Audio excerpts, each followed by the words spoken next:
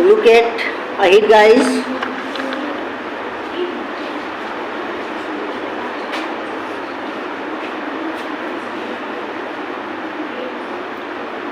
ये इंट्रोगेटिव था, interrogative word in beginning.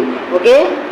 After that, we are going to look about interrogative word in between. Okay.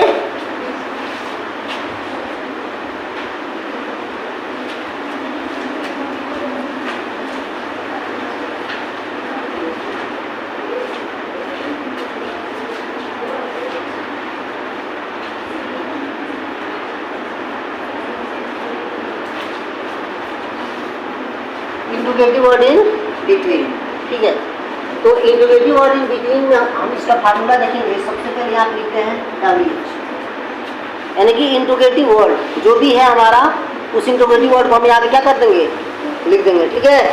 Next, interrogative word के बाद subject helping verb has या have plus subject plus being plus third form of verb plus by plus object plus question mark. Okay. Now we have to move forward the example of the sentence, and the example of the sentence is why have you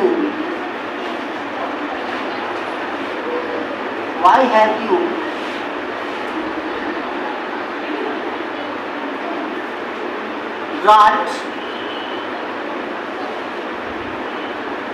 more orange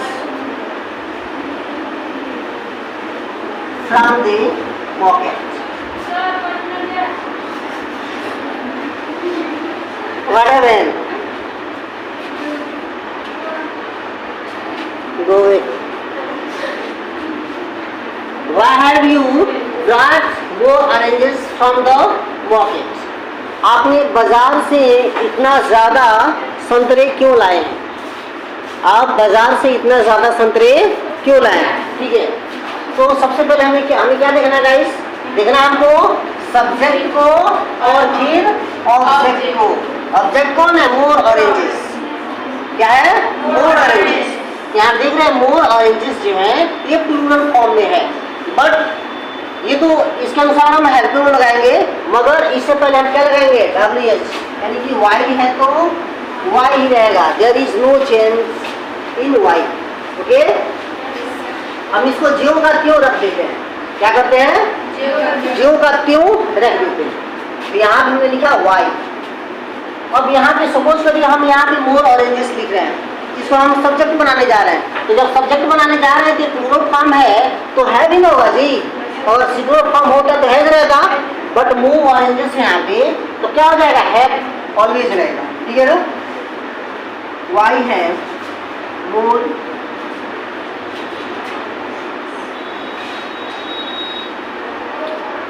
oranges, और इस subject के बाद क्या है?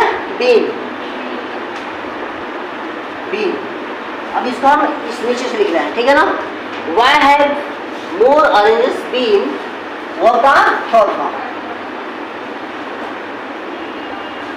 brought by किसने लाया? You ना, तो यू का यू ही होगा. यू कहाँ से लाया? From the market. From the market.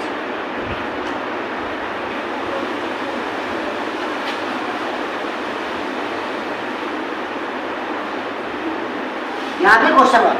अब देखिए यहाँ तो मैंने लिखा है गाइस फ्रॉम द मार्केट. तैयार मैंने लिखा है फ्रॉम द मार्केट. अगर लिखा है तो इसको हम कहाँ लिख सकते हैं? यहाँ पे लिख सकते हैं. ब्रॉट के बाद लिख सकते हैं, और इस बाय यू को हम इधर लिख सकते हैं, इसके स्थान पर लिख सकते हैं. कोई दिक्कत? समझ में आ रहा ना पूरी तरह से? नेक्स्ट, ऊपर से मैं इसको मिटा रहा हूँ. ये दो सेंटेंस हम देख रहे हैं, निगेटिव देख रहे हैं, यहाँ हम वो देख लेंगे यहाँ पे. ठीक है, इसको मैं मिटा रहा हूँ बस. इसका एक negative form.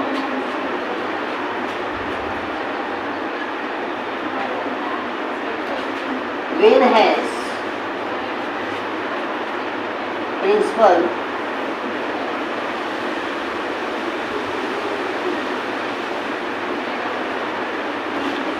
the principal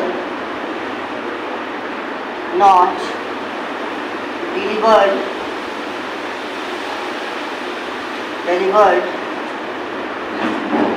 the speech?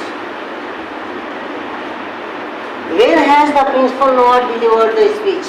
प्रधानाचार्य ने कब भाषण नहीं दिया है? प्रधानाचार्य ने कब भाषण नहीं दिया है? तो how many girls know about this sentence? Please hands up.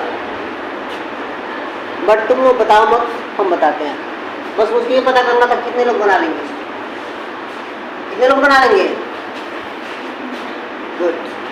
देखिए हमें क्या करना बच्चों, वही चीज, वही फटी हुई जीन्स और लाल वाली शर्ट, वही कहानी है, ठीक है ना? यहाँ क्या करना है? तो स्पीच हमारा क्या है? ऑब्जेक्ट है। क्या है? ऑब्जेक्ट है, तो इसको हम सब्जेक्ट बनाएंगे, मगर उससे पहले हम यहाँ व्हेन लिखेंगे।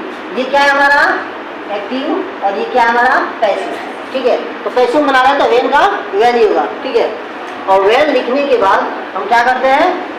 अकॉर्डिंग टू, अभी सब्जेक्ट को हम सब्जेक्ट बनाने जा रहे हैं ना, तो according to subject we have to cut the helping verb of this sentence. क्या होगा? हैज। क्या होगा बच्चों? Has. When has the speech, when has the speech not been delivered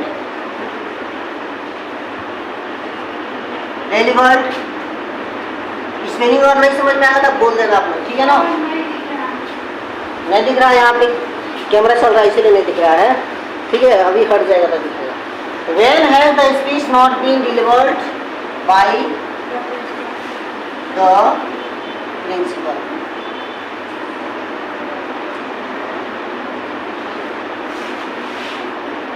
Happened?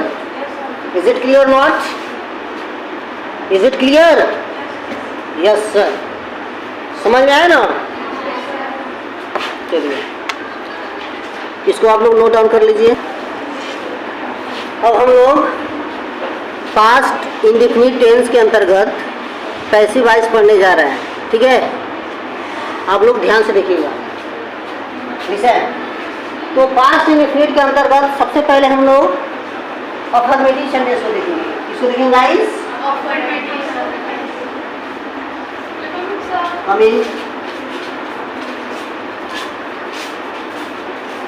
Affirmative sentence को हम देखने जा रहे हैं। पास्ट इंडेफिनिट टेंस का हम लोग पास्ट इंडेफिनिट टेंस नहीं पढ़ रहे हैं, हम passive voice, active voice, passive voice पढ़ रहे हैं, ठीक है ना? तो वॉइस के अंतर्गत हम लोग पास्ट इंडेफिनिट टेंस को पढ़ने जा रहे हैं, और पास्ट इंडेफिनिट में हम अफर्मेटिव पढ़ेंगे, ठीक है? अफर्मेटिव का हम सबसे पहले हम फार्मूला लिखने जा रहे हैं। आप लोग ध्यान दीजिएगा। फार्मूला गाइस, सब्जेक्ट प्लस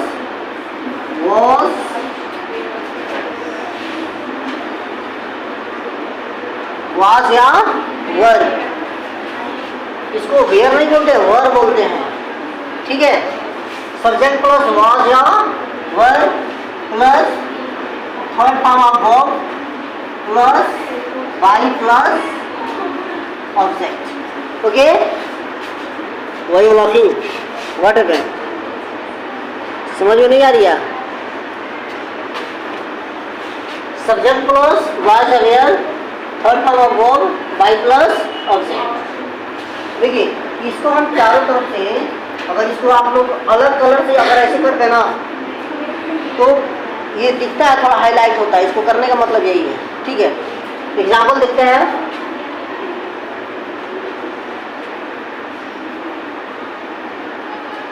सबसे छोटा सेंटेंस में लिख रहा हूँ, सी हेल्प मी। सी हेल्प मी, वह मेरी सहायता की, या उसने मेरी सहायता की, या वह मेरी सहायता की। सी हेल्प्ड मी, देखिए, तो ये क्या है बच्चों, आपका एक्टिव है, एक्टिव वॉइस। क्या है? Active voice. इसको हमें पैसिव वॉइस में चेंज करना है। तो सबसे पहले हम देखते हैं क्या कि यही ना, सब्जेक्ट को ऑब्जेक्ट और ऑब्जेक्ट को सब्जेक्टिव फॉर्म में लिख देते हैं। जैसे मैंने इसको बताया हुआ था, ये एक्टिव है और ये पैसिव है। एक्टिव वॉइस के सब्जेक्ट को हम पैसिव वॉइस में ऑब्जेक्ट बना देते हैं, यानी एक्टिव वॉइस के सब्जेक्ट को पैसिव वॉइस में ऑब्जेक्ट बना देते हैं और पैसिव वॉइस के ऑब्जेक्ट को एक्टिव वॉइस में सब्जेक्ट बना देते हैं। ठीक है ना, ये चीज। तो यहाँ पे देख रहे हैं क्या है, ऑब्जेक्ट है। हेलो डिया, ये ऑब्जेक्ट है। देखिए, वीडियो बनाने का मतलब ये नहीं कि मैं सिर्फ वीडियो बना रहा हूँ, मैं आप लोगों को पढ़ा रहा हूँ। प्राइमरी आपका पढ़ना है, सेकेंडरी ये वीडियो है, समझ में आ रहा है ना। तो आपको समझाने के लिए मैं आपको बता रहा हूँ, उसको वो मेरा प्राइमरी उद्देश्य नहीं है। ठीक है, तो यहाँ पे मी है, तो मी यहाँ पे क्या है गाइस, ऑब्जेक्ट है। और इस ऑब्जेक्ट को हमें क्या कर देना है, सब्जेक्ट बना देना है। क्या बना देना है, सब्जेक्ट। यहाँ पे इस सेंटेंस में मी जो है ऑब्जेक्टिव केस में है, इसको हमें सब्जेक्टिव केस में रखना है। तो सब्जेक्टिव केस में जब हम रखते हैं तो मी का क्या हो जाता है, आई हो जाता है। क्या हो जाता है, आई। ठीक है ना, आई हो जाता है। ये बताइए, आई के साथ अपने की अंग्रेजी क्या होता है? आई के साथ अपनी को क्या लिखते हैं हम सेंटेंस में? जैसे मैंने अपना कार्य समाप्त कर लिया है।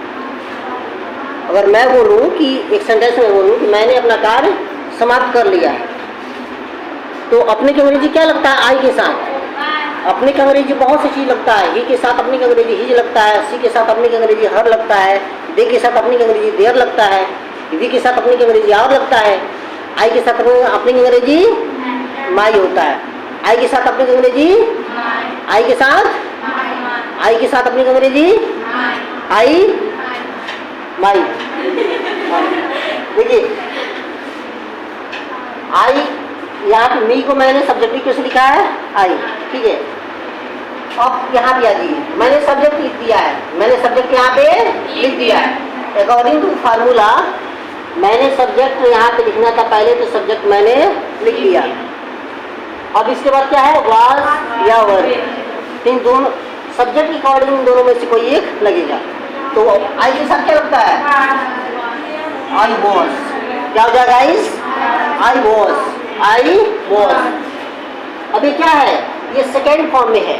हेल्प जो है ना, ये सेकेंड फॉर्म में है, मगर यही थर्ड फॉर्म में होता है, यही थर्ड फॉर्म में होता है।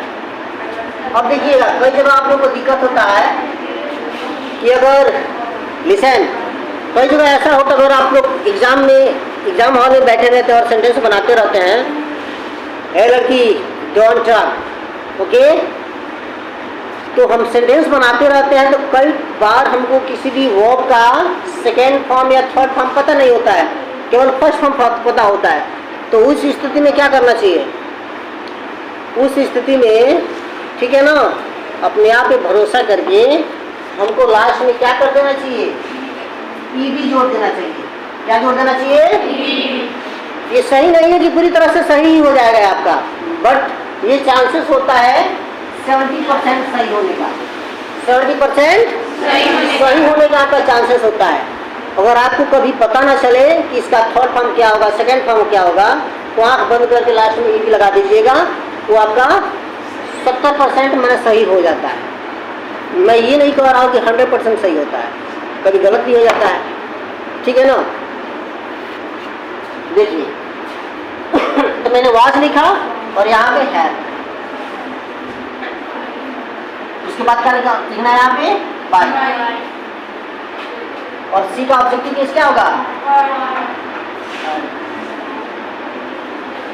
I was helped by her, I was helped by her। लिख लीजिए, नोट डाउन। इसका एक हम निगेटिव फॉर्म लिख रहे हैं,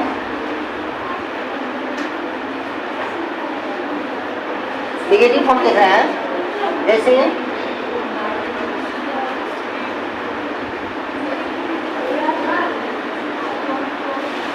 Ravi did not bring the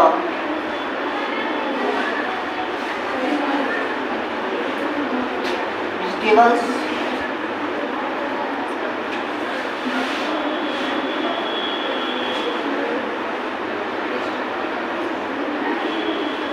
Ravi did not bring the vegetables yesterday.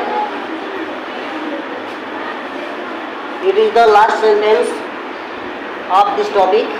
ठीक है ना, इसको आप लोग ध्यान से देख लीजिए. ठीक, मैंने लिखा है Ravi did not bring the vegetables yesterday. Ravi ने कल सब्जियां नहीं लाया था. रवि ने कल सब्जियां नहीं लाया था, या रवि कल सब्जी नहीं लाया. रवि कल सब्जी नहीं लाया. ऐसे क्यों? मैं एक तो चीज यहाँ पे अगर मैं लिखूं, वह कल रोई, वह कल रोई, ये कौन सा सेंटेंस है? I will throw this chalk on your head. Okay, वह कल रोई या वह कल रोई थी. ये दोनों में क्या डिफरेंस है? क्या? कुछ भी नहीं. इन दोनों में कुछ भी डिफरेंस नहीं है. वह कल रोई थी पास्ट इंडेफिनिट, वह कल रोई ये भी पास्ट इंडेफिनिट है. तो क्या जगह she wept yesterday. She wept yesterday. She wept yesterday. Okay, look at this sentence. Object कौन है यहाँ पे? The vegetables. तो क्या हो जाएगा इस द वेजिटेबल्स. चाक लाके रखा करिए आप लोग.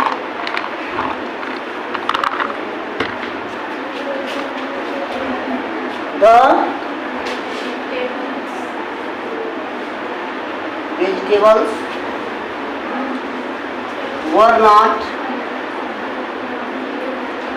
The vegetables were not brought. क्या हो जाएगा? Bring का थर्ड क्या हो जाएगा इस brought. क्या हो जाएगा? brought. The vegetables were not brought by Ravi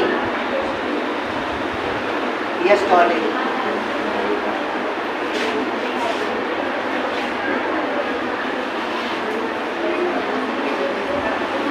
Have done? इसको आप नोट डाउन कर लीजिए. ठीक है ना. That's all. Thank you. Have a nice day.